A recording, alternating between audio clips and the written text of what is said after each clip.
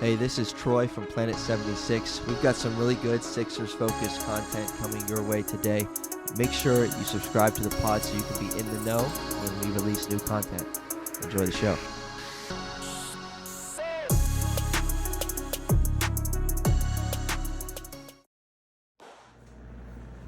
Welcome, everybody, to Planet 76, episode 60. 60, baby. Episode 60. We're chugging along. We really are. Michael here with you, as always. Troy as well. Before we get into the episode, I just want to acknowledge the unfortunate passing of Bill Russell. For those that don't know, I don't know how you don't know. Multiple-time NBA champ. One of the best defenders to ever grace the league, in my opinion. Yeah. And I think a lot of times, like, people kind of acknowledge it and then we kind of just like let it go. So I think it's important to acknowledge it when you can. People are still doing it with Kobe, which is a good thing. But yeah, when something like that happens, I think it's important to really like let it sink in. So just wanted to start off with that. And yeah, absolutely. We got some pretty decent Sixers talk. Again, make sure you guys subscribe to the podcast. Follow us on Instagram. You can get us everywhere. Apple Podcasts, Spotify. YouTube actually seems to be our most popular, so make sure you guys can check us out on there as well. Troy, what do we have on the slate for tonight? All right. So, end of July 31st we're recording. And, it's so funny. We've been, last week we were talking and, we're kind of in this place in the offseason where we're smack dab right in the middle of the offseason with, okay, what do we talk about this week? Okay, what do we do this week?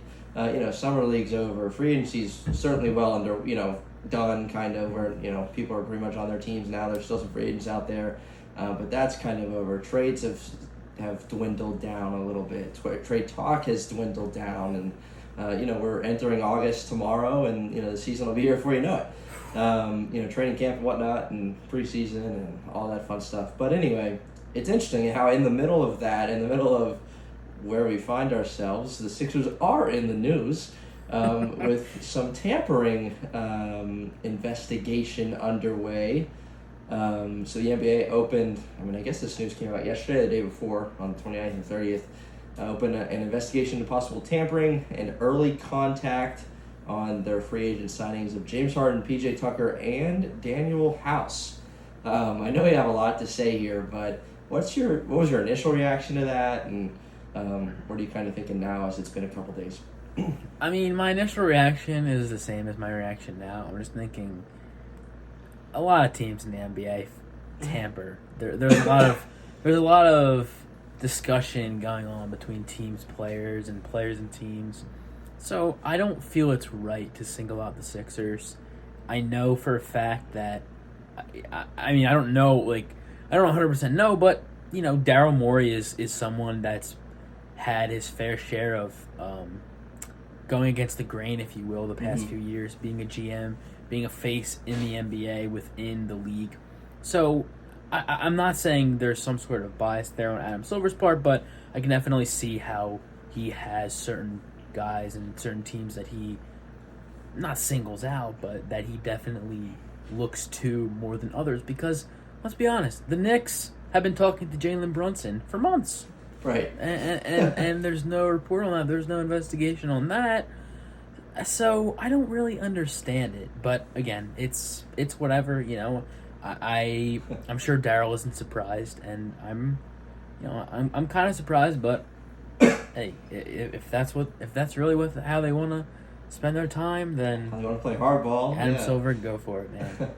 I guess it was worth noting that it said in that same initial report the Sixers are already cooperating with that.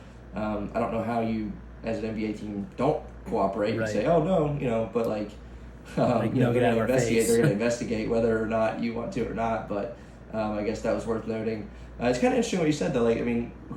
We don't really know, and it's interesting because you see free agency. Every year it starts at 6 p.m. and every year by 6:05 p.m. there's 60 guys who are on a team. And so it's like, well, if you're not supposed to contact before 6, that's awfully quick. And that's just kind of interesting. The one thing I'll say, and I saw obviously a lot of posts about the James Harden thing, and correct me if I'm wrong, but I think the thought in regard to James Harden's involvement in this, and again, we don't know all the rules or all the details as to what you can and can't do, but I guess the thought is that James Harden, because it's significant, he took a significant pay cut. We're going to talk about that in just a little bit. He took a significant pay cut, and he did that because he knew Daryl was going to get, Daniel and PJ Tucker. So maybe if they get one, they get them all kind of thing. Like if the NBA is going to go after one of these guys, they can get all three of them because they're all tied in, because the reason James took a pay cut is so they could go get House and PJ Tucker. Now, to me, and you can go off this, but to me it's like, if James Harden is working on his deal, and we know they met well before he signed his deal, if he's like, hey, I'm willing to take a pay cut if you go get a couple of these guys, and James Harden and Daryl Morey met out in the Hamptons when free agency was already underway, and so it's like, what's wrong with James Harden saying, hey, why don't you look at PJ Tucker and Daniel House, and see if you can bring them in, and then guess what? When you do that, I'm going to take a pay cut, right? Like, there's nothing wrong with that, especially if free agency already opened, right? Why don't you give your thoughts on James Harden's involvement in this scenario? Yeah, I mean, like you said, like Troy just said, I mean, James Harden said, listen, go after guys, like, get whoever you want. He literally said, go get what you want, and I'll take whatever money's left over. He literally said that. So what's wrong with that? Right, I don't understand what is wrong with that. Not to mention, he was... I think it was pretty consensus that he was going to re-sign regardless of the discussion beforehand. It was pretty evident that he was going to re-sign anyway. He alluded to it when he got here. He alluded to it after the playoffs. He said, I want to be here. He said, I want to win. He said, I want to do what it takes to help this team grow. We know this already. So I don't... that's where I think things get crossed, because I'm not really sure what the issue is there. So I'm going to ask you this. What's the worst that it could be? Not the worst that it could be as far as disciplinary action or whatever action takes place, but what's the worst case scenario that they could find that happened? I mean, what do you mean by that? So would it be, worst case scenario, they find out that the Sixers, sat down with all three of these guys before the free agency began and said, hey, we're gonna sign you for this much, we're gonna sign you for this much, James is gonna take this much of a pay cut.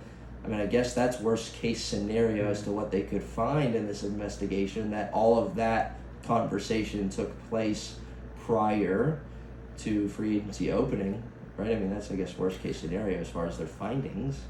Yeah, I mean, I don't know how much further past that it could go, because, and I feel like the kind of threshold for that is a discussion between House, Tucker, with Daryl Morey at any point. I don't know that the length in terms of how far back it was really matters. I think what matters is if there was prior discussion beforehand, which, again, like you said, the Sixers are cooperating with the league, whatever, investigating. So if that's what it comes to, then that's probably the worst. I mean, I feel like that's definitely the worst that it could be. Right. Yeah, and my assumption personally is, because we talk about, I mean, there were guys who signed their contracts far earlier than it's like you said, it's every year. And Daniel House. It happens every year. It's very, very quick. So we don't know all the behind the scenes of what happens, in these front offices when they're, doing all this stuff. But it's very quick in free agency every year that guys sign. And I don't recall when PJ and Daniel House signed, but again, it wasn't any earlier than anybody else did it. Let's just say that. If anything, it was, later, the next day maybe. I don't even remember. But I think it's all rooted in this James Harden pay cut. That's likely, in my opinion, the reason why they're investigating, because that's significant. I mean, he declined a $47 million player option to make $34 per year for the next 2 years with a player option on the second year. $13 million a year of a pay cut is significant, and But the other thing, like you mentioned, a moment ago, is James was very vocal, or at least his representatives or whatever was like, I want to win, and if it means I need to make a little less money so we can bring in some guys that can contribute, then let's do that. I'm on board for that.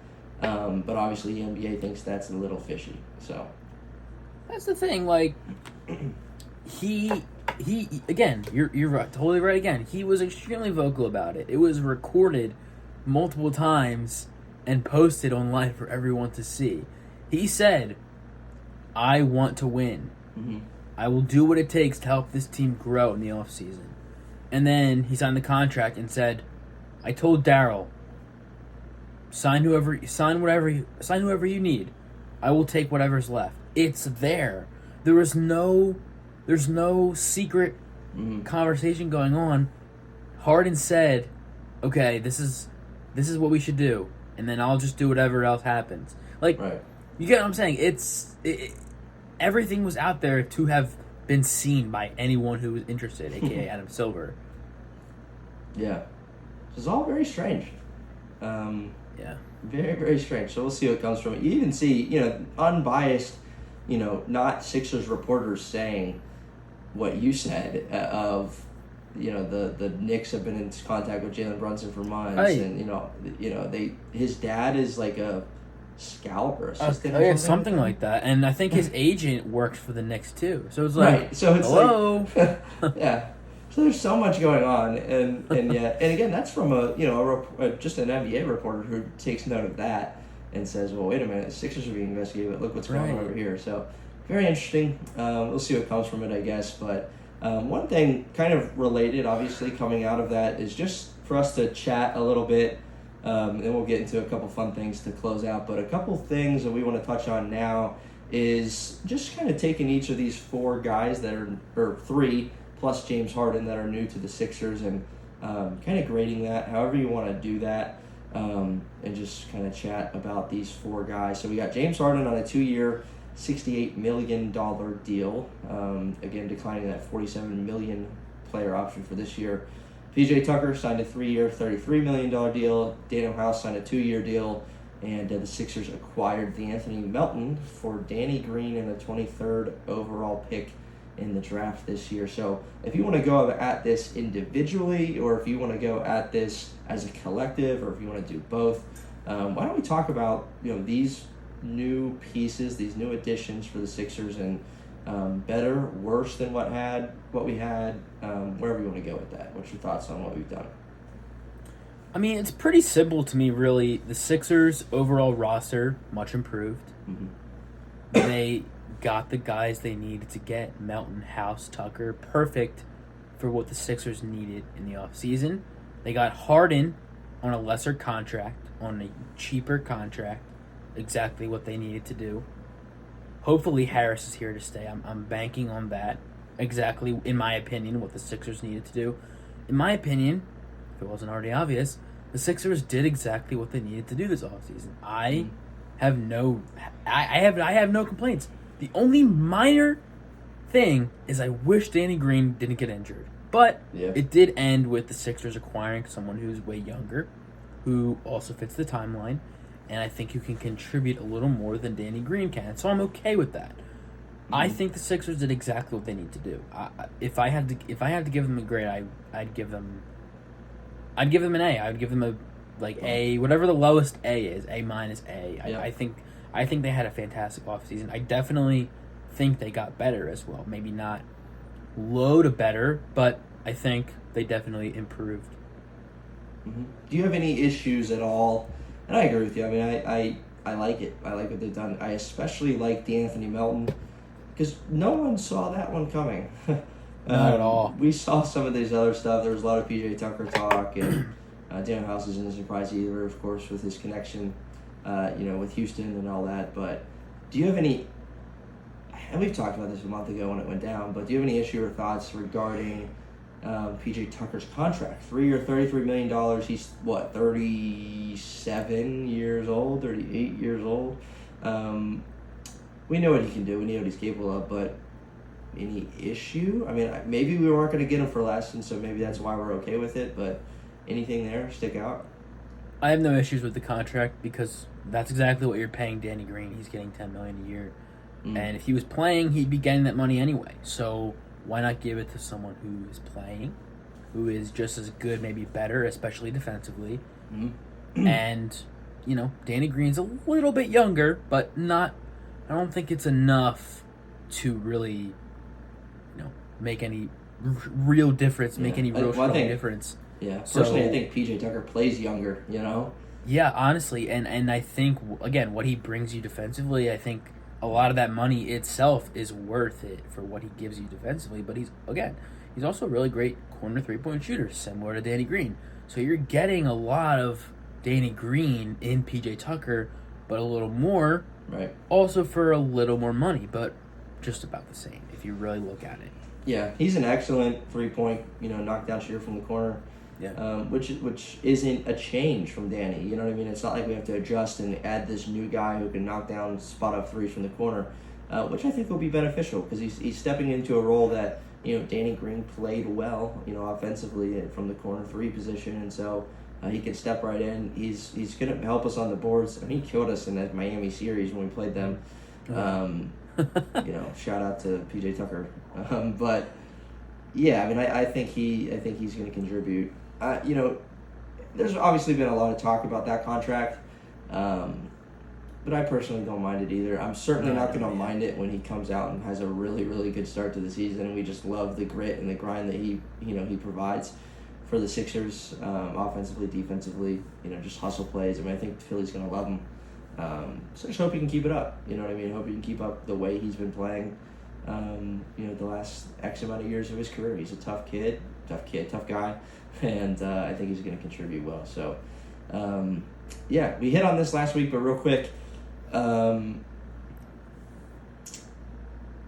overall roster, we like the added depth, but overall, what do you think? I mean, what do you think of this team? How confident are you? I think I saw something on your post today. Who are you worried about in the in a series? Maybe the Bucks, maybe the Celtics that you shared. Maybe someone asked a question, but I mean, how do you, just honest opinion? How do you feel if we started the season today and this is the roster? Tobias is here, Matisse is here, Shake's here, Furkan's here still. How do you feel? There's layers to this. I won't go into those layers too much right now, but what I will say the one certainty that I believe with this team is that this is a really good team, and I know we said that last year. Maybe not to the same extent because there was a lot of unknowns, obviously, this time last year. And the thing I can definitely say is that this is a really good team. This is probably the best team the Sixers have had since 2018 with Jimmy Butler, and before that, I don't know when the last really good Sixers team was. So I can, with confidence, 100% confidence, say that this is one of the best Sixers teams in probably a decade, if not more, if not longer. Yeah, I hadn't not thought of that at all until you just said that, but I'm having a hard time disagreeing. What? Besides 2018, 2019, right? And other teams? If you follow the Sixers in the Joel Embiid era, there's been good teams, but we also know what we've done in the playoffs, and that has not been past the second round. But we also know we signed a guy named James Harden on February 10th, and he's gonna enter into his first full season in a Sixers uniform. And I don't know about you, but I am super excited to see that. I'm super excited to see, what he's worked on in the offseason and getting healthy and just gearing up for a long run, hopefully. And so that's key because it's like, we've gotten a little bit comfortable. It's still weird seeing James Harden in a Sixers uniform, but we've gotten a little comfortable, a little used to it. But for him to be on the floor opening night, it's going to be cool. And then you think about Tyrese Maxey. Think about the jump that he made. So I'm excited. I have a hard time disagreeing with the statement you just made that on paper or however you want to say it, that this is the best Sixers team in quite some time. And I like that. I like the sound of that. And a big part of that is three of the guys we just mentioned, these bench pieces that we just added. So looking forward to see how they fit into that plan. All right, couple more things. We're gonna play a little something called Fast Break, rapid fire, whatever you want to call it, Fast Break, with Michael here. So I'm gonna have 4 questions for him, pretty quick. He can give a quick explanation, or if he just wants to answer with one word, we'll keep on rolling. But 4 questions related to Sixers, related to just something personal for you in the NBA, and and then we'll finish with something I call a trip down memory lane, and I'll get to that segment in a second. But first one, Fast Break. So, answer this question. Sixers are a top blank team in the league. Well, for certain, I would say they're top 10. I'd say you can say they're. I don't even know. I don't. I don't want to go any more past that because I don't actually know. But I can say with almost certainty they're top 10. They're yeah. When you push toward 5, it's a little but it's 10 is safe. 10 is safe. All right, true or false? Matisse Thybulle will end this coming season, the 2022-2023 season, in a Sixers uniform. Matisse Thybulle will end the season in a Sixers uniform. True or false? I'll say false. Ooh. I feel like, well, here's the thing. Deadline the other day, Daryl Morey posted on his story that Matisse Thybulle is a player to look out for the Sixers this year. So, I don't know. I'm gonna say false because just based off of that, because that's the only real thing I have to base off of. So I'm just gonna say false. Okay. I'm sorry. I'm just gonna say true. True. He will. Based off of that. Okay, so that is true. He changed from false to true, but that is true. It's like that. Have you seen that quiz where you write both answers? Teacher can't tell what you wrote, false or true. That was that. But anyway, true for that. This is a question just for you. Who is your favorite non-Sixer in the NBA? I'm a big Westbrook guy. Okay. I am. Still. I stand by it. Yes. Respect. Real fans don't let things get in the way of their fandom. They have you ever wanted to see him in a Sixers uniform? No.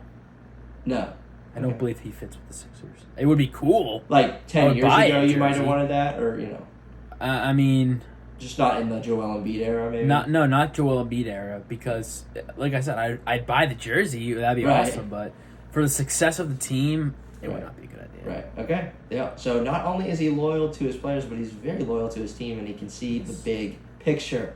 That's a good basketball IQ right there. Anyway, all right. This is a good one. And I'm interested to hear your thought on this one. Last question. The most important player for the Sixers' success this season that is not named Joel Embiid, Tyrese Maxey, James Harden, Tobias Harris. The most important player, not one of those 4, for the Sixers' success is who?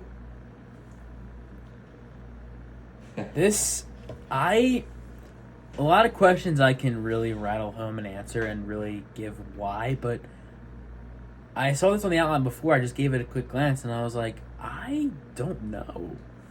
I am not sure. Initially, just now, I thought of Shake Milton.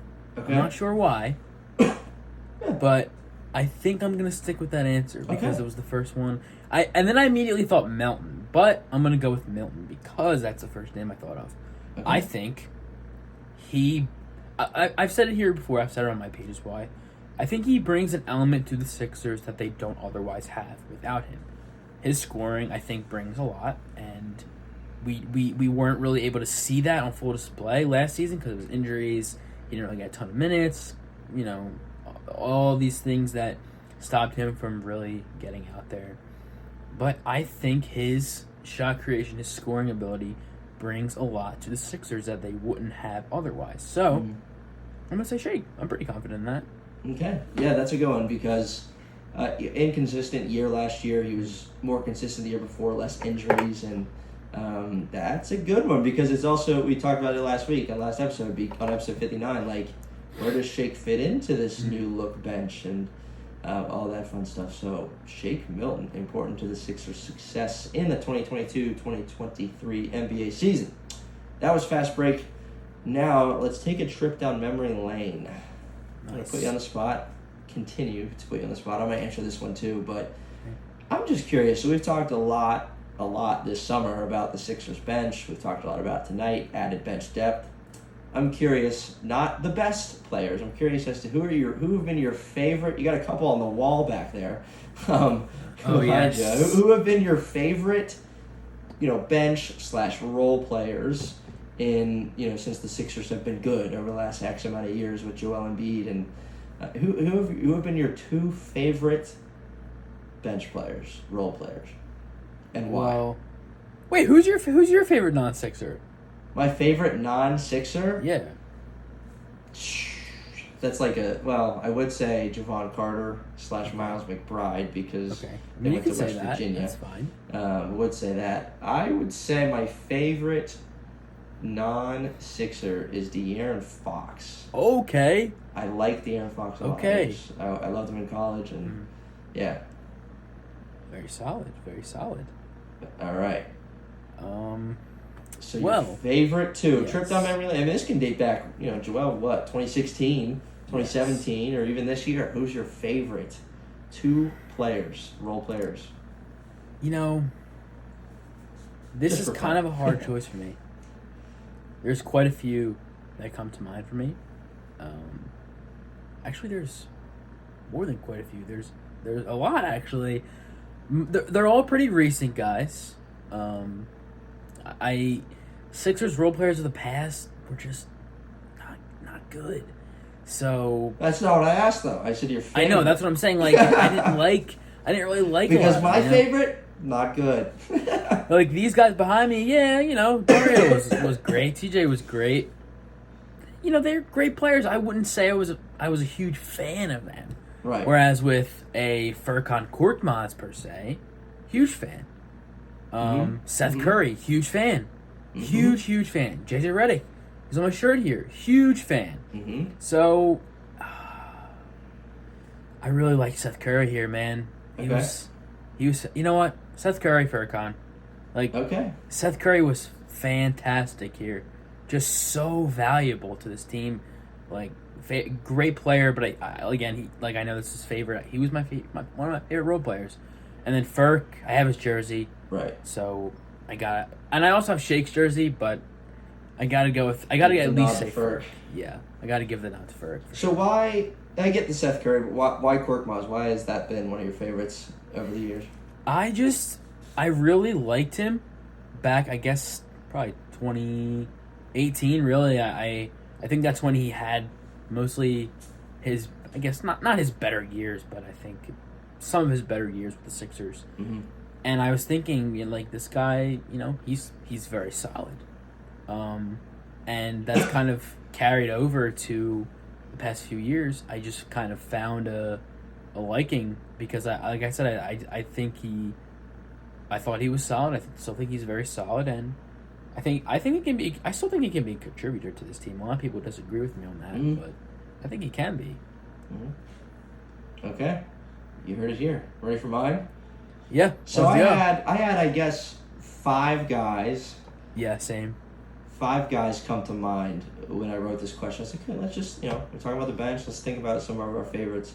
So the honorable mentions for me are Ersan Ilyasova behind you. Perfect. Got on my wall here. Yep. TJ McConnell. Yep. That was a tough one to put on the outside looking in. I don't, he's a fan favorite.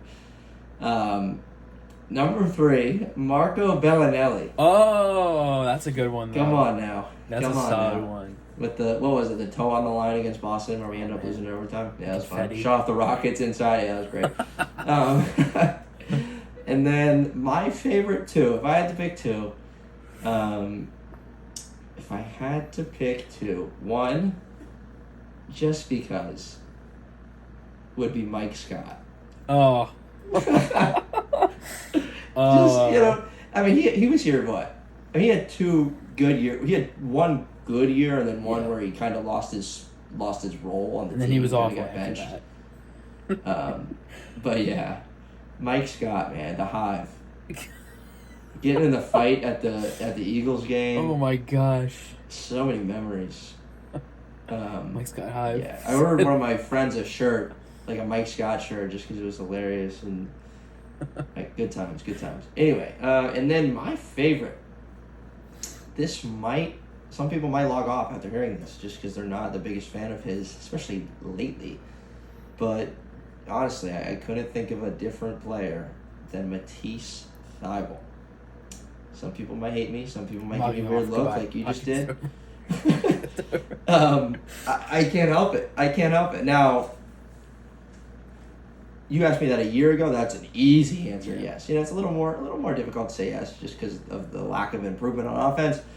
But that dude, I just like him. He's a likable guy. One, always smiling, intelligent guy, friendly guy.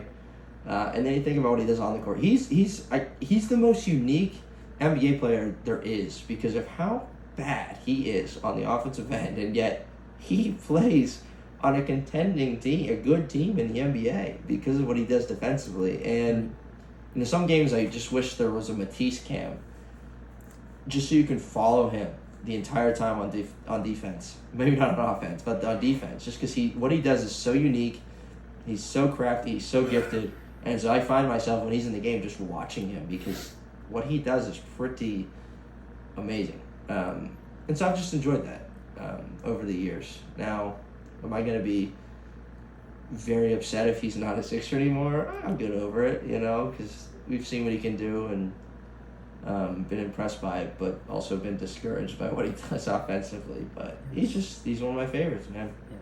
Now, see, I think that's great. You're a fan of a player, you stick with that. That's what we should be doing. Yep. I feel like nowadays people are a fan of one player, they play poorly. Oh, I don't like the guy anymore. Right. People ask, "Oh, you still like that player?" "Oh, no, I don't like him anymore." So it's like, stick to your guns, kind of thing. And I don't hate Matisse Thybulle. I definitely don't. I think I've said this on my page. I think he's one of the best defenders I've ever seen live and in person, because I've seen him in person as well. He's great defensively. It's just you have to realize that there's also more to that. And you can still think he's great defensively and a great player, but still want him to improve / trade him for the betterment of the team. Right. Well said. And that's why I said it that way. Favorite player, because it's not about no opinion is wrong. Exactly. Whether it's Matisse or Mike Scott or Marco Bellinelli or TJ McConnell or now if you said Amir Johnson, that would have been a little wrong. Or Greg Monroe. Greg Monroe. Greg Monroe. The days. Greg Monroe or DeAndre Jordan, pick one. I can't. Who else? Let's just keep who else? Here we go. Jonathan Simmons was here for a little bit. Boban. Well, Boban wasn't horrible. No. He just wasn't good. He's kind of the same everywhere. Yeah. Yeah. Every team he's on. Amir Johnson. James Ennis was a baller. I will say he was very good. He was here a year, year and a half. I think so. He came in the deadline 1 year, I think. Yeah. Yeah. Zaire Smith. Yeah. Wow, that was crazy. Zaire Smith. I wonder where he's at now. What he's doing now. I remember. You remember when Fultz elbowed Embiid or whatever? He elbowed him in the face and and he was out for 17 games. We went on a 17-game win streak without Embiid. That's crazy. Because we played Ilyasova and Bellinelli a lot. They were 6th, 7th man and just getting a ton of minutes. We went small ball. That was fun. That was wild. Man, the memories. Do you have a favorite? This is really on the spot because I can't even think of one. And if you don't, that's all right. We'll just end it here. But do you have a favorite Sixers moment, whether it's a play, whether it's a game, whether it's that's a very broad question, but I do. You do? I do have one. Okay. Firk's game winner against the Trailblazers. I remember that. In 2019, I think. From the corner. Yes. He got subbed in. Inbounds play. A right corner 3-pointer. and he got knocked down, and it should have been a foul, and he won the game for the Sixers. Absolute masterpiece. Just Furcon masterclass. I'll never forget it. Never. Yeah, that was a good one. That's a good one. It makes me think of Jimmy Butler and his couple game winners, like a week after becoming a Sixer against the Hornets Nets. and the Nets. Hornets and the Nets. Those were good as well. Those were good ones. And Beats game winner against the Raptors. That's a good one because it's in the playoffs. That put us up 3-0 in that series. Like, that's underrated. And that was a dagger. I always think of the Simmons to Embiid, the dunk on Aaron Baines against the Celtics. That was cool. When Yeah. he took the mask off. That was a good one. Mike Scott. In his clutch 3, don't turn it off. His clutch 3 against the Nets in the playoffs. You remember that? I forget the situation exactly. There was less than 30 seconds left. He knocked it down. Kind of put the game on ice. That was nice. Oh, man. Good stuff. Good stuff. Episode 60. We probably just went through 60 players or 60 memories of the Sixers. My favorite favorite memory of the Sixers when I was little was Andre Iguodala in the dunk contest against Nate Robinson. You were probably like 4 because I was young and I'm a few years older than you. So I don't know if you've ever heard this story, but Nate Robinson is the reason that I don't trust people, because he back then you could attempt a dunk as many times as you wanted to. So I don't know if you've ever watched a replay of that dunk contest, but Andre Iguodala had the craziest dunk I've ever seen. Allen Iverson threw it off the back of the backboard. I'll have to find the clip and throw it in the YouTube video. He threw it off the back of the backboard. Iguodala caught it off the back of the backboard, dunked on the other side of the rim, that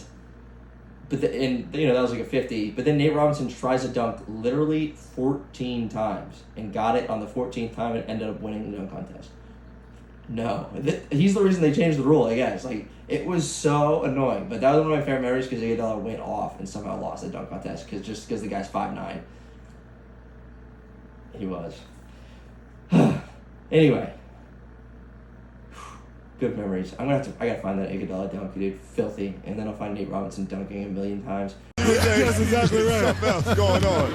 Subliminal. That's like when you get your girl a workout, but they you give her a health club membership, and they trying to be nice. Yeah, wait to just dig a deep at this, Charles. Hey, man, I just heard some stuff. So Allen Iverson, the former scoring champ and all-star. Been doing this lately. That's it. Jump gun. There it is. Allen Iverson with a pass. Andre. It woke this crowd And up. he ran into the front out. It's a slam dunk contest again. He ran out the building. It's a slam dunk contest again. A perfect 50. Yeah, that's heavy. Oh, sweet. That's heavy. That's right there. beautiful. That's heavy. That's beautiful. That's heavy. And that's hang time, Yeah. ladies and gentlemen. That's hang time. That's nice. Yeah, that's nice. I told you this. Hey, Chuck, I told you he's the best athlete in here. Hey, I told Andy you. almost hit his head. Can they run that back one more time? Watch this. He's the best athlete in Oh, here. you're right. He had to duck. You're right. Duck. Anyway, that's Planet 76, and that is a wrap for episode 60. Follow us on YouTube, Spotify, Apple Podcasts,